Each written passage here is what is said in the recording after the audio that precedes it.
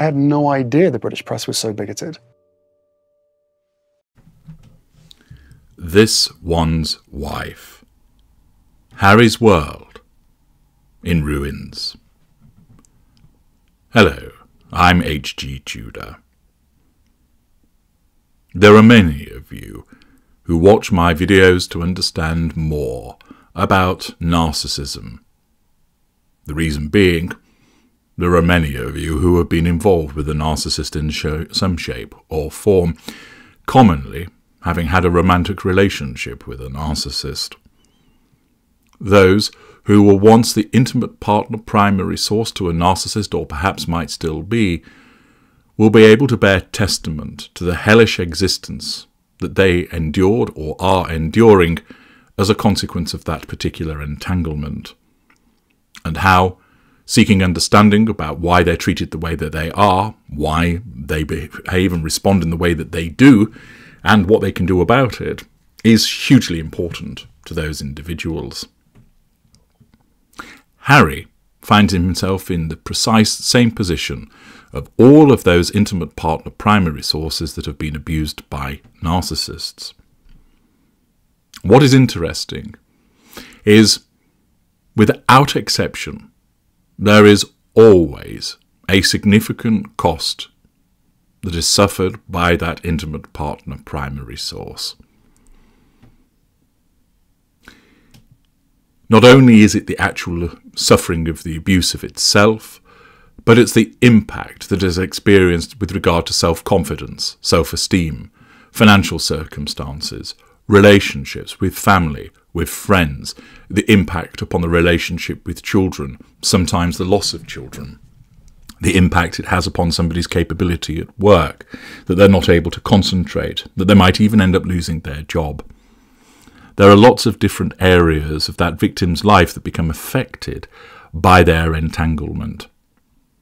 The toxic nature of the narcissist is not such that it just affects that person with the day-to-day devaluing behaviours, but the lasting impact that those behaviours have upon that victim.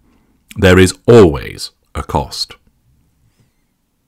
It is similar for Harry. His world lies in ruins. The Times newspaper has undertaken a review of where he is in life as he approaches the age of 40. The article by Roya Nikhar is meant to be a summary in virtue of preparation for his milestone birthday next month. But in actual fact, it serves a wider purpose for demonstrating how, in effect, the world that he once knew has been left in ruins as a consequence of his entanglement. The article explains, when the Sussexes cut loose from the monarchy in 2020, ditching tradition, hierarchy and courtiers, it was a giant gamble. On paper, the Duke of Sussex got everything he wanted: financial independence, the freedom to live and shape his young family's future away from the pressures of royal life. Pausing there, that, of course, was what was sold to him by this one's wife. Part of the promised gain and future faking. We'll be able to do it our way, Harry. You won't be hounded by the press. You won't have the pressure of royal life. We can live as a family and all be happy. But Harry's transition into the celebrity prince of California came with painful sacrifices. A bond with his brother shattered, almost certainly beyond repair, loss of relationship. The relationship with his father strained to breaking point, loss of relationship. And ties with the wider royal family damaged by the artillery of truth bombs he has fired since he left these shores. Damage to relationships. Those three issues have been caused as a consequence of his wife's behaviour, his wife's influence on him, affecting his own behaviour, and the fact that he has not been able to see what has been going on. And, as a result of other family members needing to protect themselves, Harry becomes caught in the crossfire, whereby they no longer wish to engage with this one's wife, which means Harry gets cut out also. On September the 15th, Harry will turn 40. Those closest to him say he is at a crossroads. After laying his soul bare last year with Spare, he seems torn between battling old demons and getting on with his life. All he does is spend time looking back, says one former advisor to Harry, if only he could wrench his neck around and look forwards. Now, part of the reason why Harry always looks backwards is that he has become conditioned to always focus on the injustices that he believes he has experienced. Some are legitimate, others less so. And that victim mentality, of course, has been encouraged by his wife because she's built with one. Harry has a mentality, but it has been nurtured. It has been developed by his wife in tandem with her own. Some who have known him since his army days, the time in his life that seemed to give him his strongest sense of self, and inspired him to launch the Invictus Games, think he's grappling with a key unanswered question. What is the purpose of Prince Harry, and what is Prince Harry's purpose? Now, pausing there, Harry, not the deepest of thinkers, may well be grappling with understanding what is his purpose, because it's been stripped away from him. His purpose, although he doesn't realise this, is to be controlled by his wife, is to be a provider of fuel, character traits and residual benefits. That's all that he's there for, vis-à-vis his wife.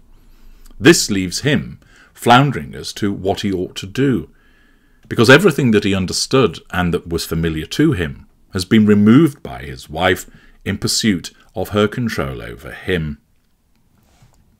One of his former aides explained he loved the army and was very good at his job. The work with Invictus is great and fatherhood was the role he most wanted. So perhaps those are enough for him. But everything else is a bit woolly. I always thought he wanted more from life. I can't help but think he must be wondering, where do I go from here? As he nears his 5th decade, Harry is said to be thinking carefully about his next chapter. There are signs he's taking a breath from getting it all off his chest. A close friend of Harry reflects on how things have panned out since the late Queen decided in January 2020 that there could be no half-in, half-out route forward for the Sussexes. He made his decision to leave for his family.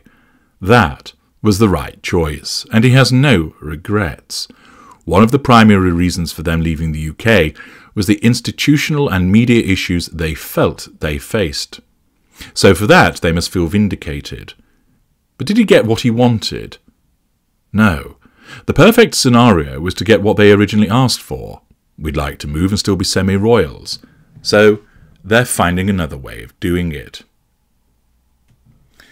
In their 6-part tell-all Netflix series in December 2022, Harry said of their move to California, "We are exactly where we're supposed to be," but added, "I miss the UK." Some friends are unconvinced that life has turned out as he wanted. "I know how important it is for him to have a happy, settled family life, but you need to do more than that if you're him," says a source who has known Harry since his teenage years. He has ended up isolated from his family, classic narcissistic manoeuvre, and most of his old mates, again narcissistic manoeuvre, in an environment where your friendships are not like the ones you forged as a young man. He used to love a night out in the pub and hanging out in the country with friends. Maybe he has grown into a different person, but do I think he'd really suit the Californian lifestyle? No. Now we've seen it all play out, what has that left him with? On the surface, an enviable lifestyle, but for the Harry I know, I can't imagine that gilded exile in California is where he wanted to end up.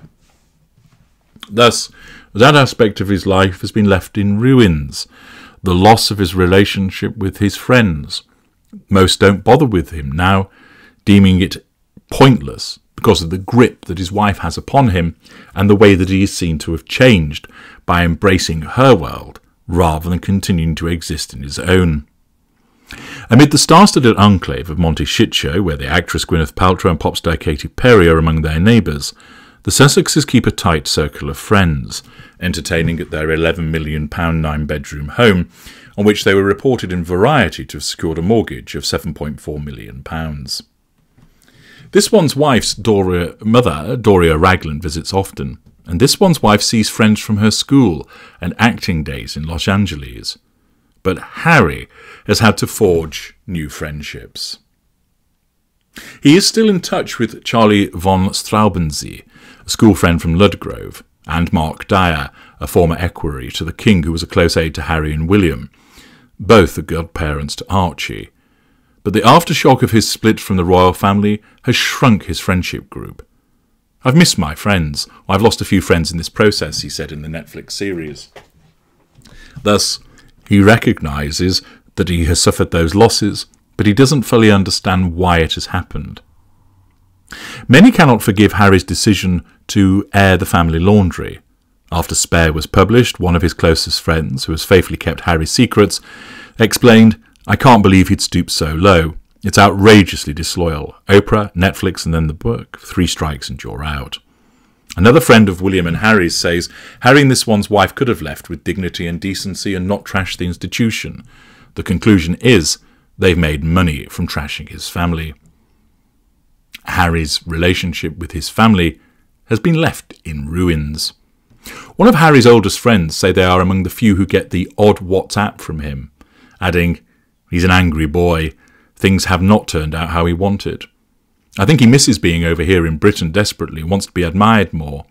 Anyone who knows him feels he'd rather be top of the pops here with everyone loving him, as they do with William and Kate." Thus, another thing that he has ruined is his popularity with the British populace. But after quitting an institution that the majority of Britons support and which holds a fascination for many Americans, will Harry ever be top of the pops again? A YouGov poll earlier this year showed the Princess of Wales was the most popular royal, followed by her husband. Harry and this one's wife languish near the bottom.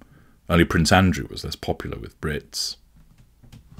If Harry needed reminding of the fault lines caused by the royal rift, it came in June when he and this one's wife were absent from the wedding of one of his oldest friends, the Duke of Westminster, Hugh Grosvenor, at Chester Cathedral.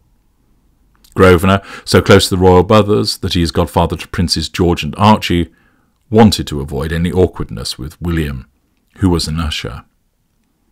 But Harry's drift away from his old pals began before the move to America. A source who worked closely with him and was often at his former homes, Nottingham Cottage at Kensington Palace and Frogmore Cottage on the Windsor Estate, recalls, "It was sad to see. He used to have lots of friends coming around to see him, army mates, polo friends. Then they just tailed off. Then it was the yoga guru, the well-being guru, everyone saying we must eat less meat and fly less. We were all scratching our heads as they were taking private jets." We all know, of course, what the influence was there. This one's wife causing him to engage in activities that mattered to her, not him. The consequence? His friendships ended in ruins. Harry may be resigned to losing some friendships, but the broken family bond is an open wound. Ahead of Spare, Harry said, "I'd like to get my father back. I would like to have my brother back." But they've shown absolutely no willingness to reconcile. The comments stunned those close to the King and Prince William. After leaked copies of the book revealed Harry's damning depictions of his family, including claims that William physically attacked him and knocked him to the floor in Nottingham Cottage's kitchen during an argument about this one's wife in 2019. Charles was portrayed as an emotionally stunted father who married Camilla despite his son's pleas not to let her fill the role of wicked stepmother, and who was jealous of his son's popularity. In an interview with CBS, Harry said he had viewed Camilla as a villain who left bodies in the street in her quest to boost her image, comments that crossed a red line with Charles. When the Queen died on September the 8th, 2022, family tensions were at boiling point. Harry was deeply hurt by some of his father's actions leading up to her funeral. He was stung by Charles's decision not to let him wear military uniform during the mourning period, except for the vigil at Westminster Hall with his cousins 2 days before the funeral, on the grounds he was no longer a working royal. Again, the choices that Harry has made has resulted in the repercussions such as that. He was devastated when his Blues and Royals uniform arrived with his grandmother's ER initials stripped from the shoulder. At a vigil the previous evening, the Duke of York, also no longer a working royal, had retained the initials on his Vice Admiral's uniform. A friend of Harry said he was heartbroken and to avoid humiliation had considered wearing a mourning suit. To remove his grandmother's initials feels very intentional, the friend said. The Sussexes also understood they would be at Buckingham Palace on the eve of the funeral alongside the rest of the royal family, when Charles and Camilla hosted a reception for foreign heads of state. They were initially asked to the event, but their invitations were later rescinded, with the palace clarifying the event was for working members of the royal family only. Naturally, Harry has a petulant response to all of these exclusions. But why have they come about?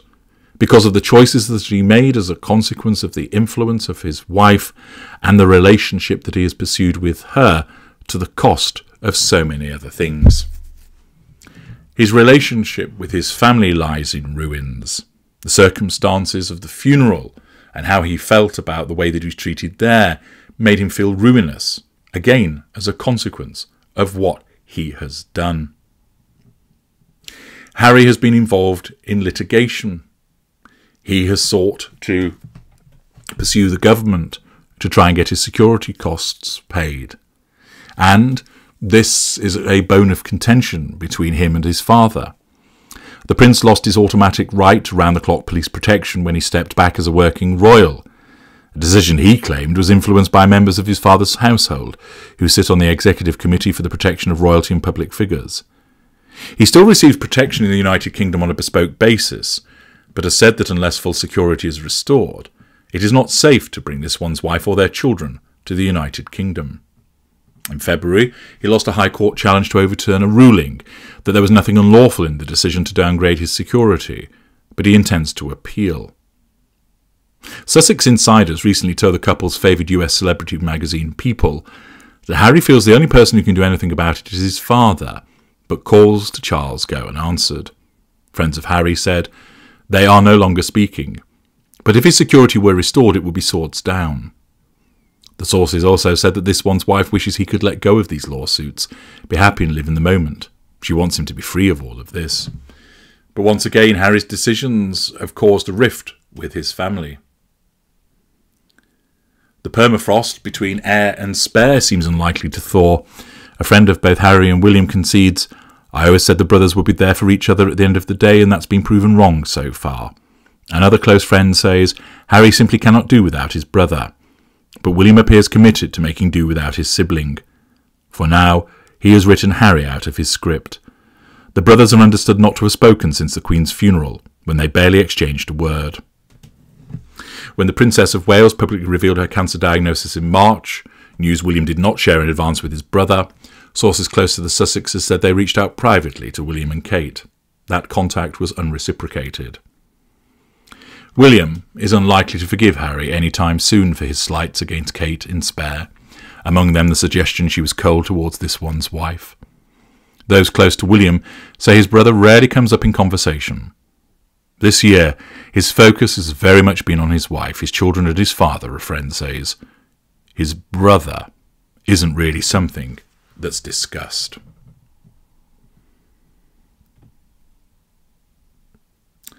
Harry's angst-ridden role as the royal spare has been happily replaced with the one he most craved, fatherhood.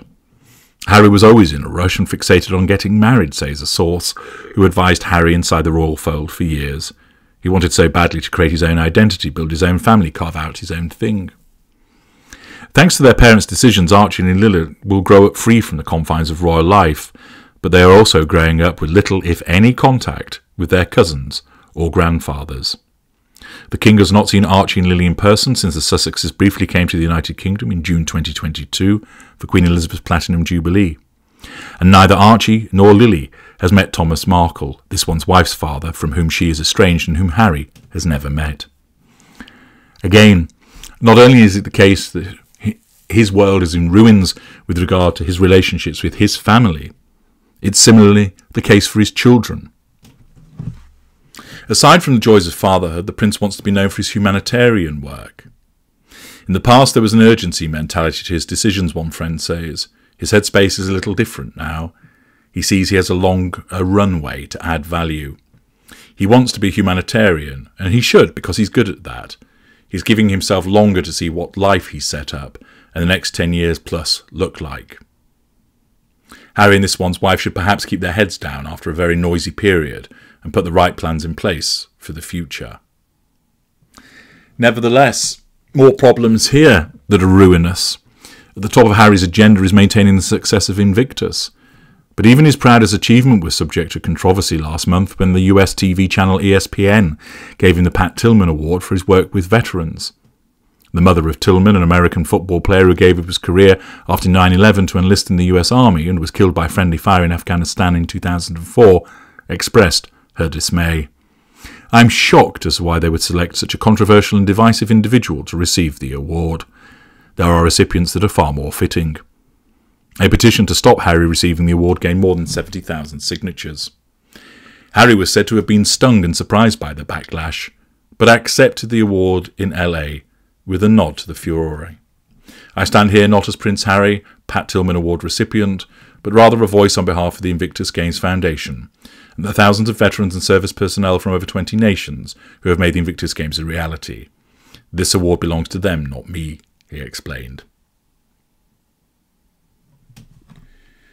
In the 2022 Netflix documentary, Harry said he wanted to stop being viewed as entertainment, but in their adopted homeland, they are still fodder for parody.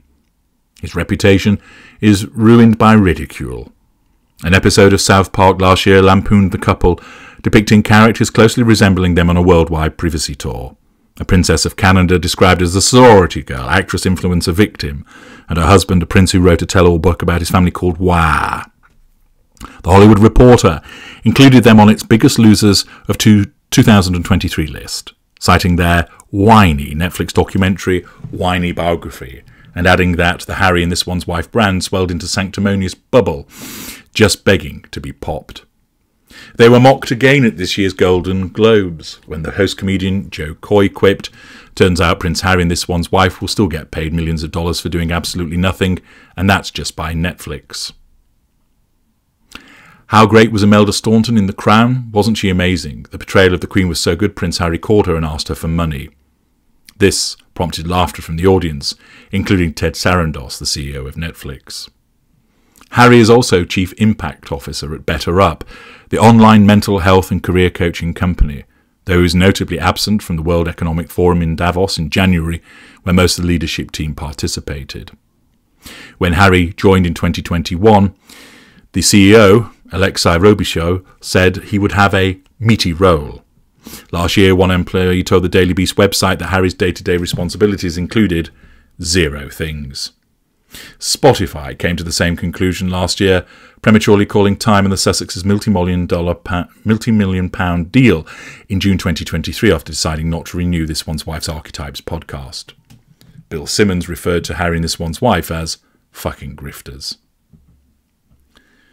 The fact is that notwithstanding their attempts to reinvent themselves, Harry's world lies in ruins. He has no relationship with his in-laws other than his mother, having never met his father-in-law. His children, to the extent that they exist, are kept apart from both sides of the family other than Doria Ragland. He has no relationship with his brother, his sister-in-law, or his father, and other relationships with other family members have become completely strained. His popularity with the British public has plummeted. His popularity with the American public has plummeted. Better Up is a joke. The content creation has led nowhere. He's ostracised from friends and family, living a life that is alien to him. He continues with Invictus, although he faces repeated criticism there, with suggestions that he be replaced as patron. The games are criticised as a consequence of This One's Wife taking them over. Questions are asked about the financial circumstances of the Sussexes, the dodgy dealing that goes on, the use of Archwell Foundation and Invictus to pay for their travel and other expenses. The demands for security have resulted in repeated criticism. As Harry sits and looks around, so many facets of his world are now in ruins. Ridiculed, lampooned, parodied, not taken seriously.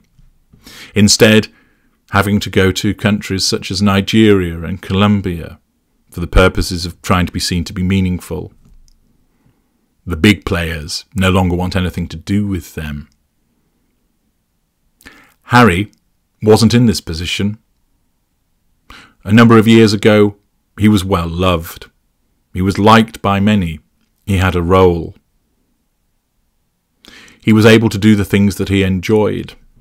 Now he has become a simp to his domineering wife, prodded, directed, dominated.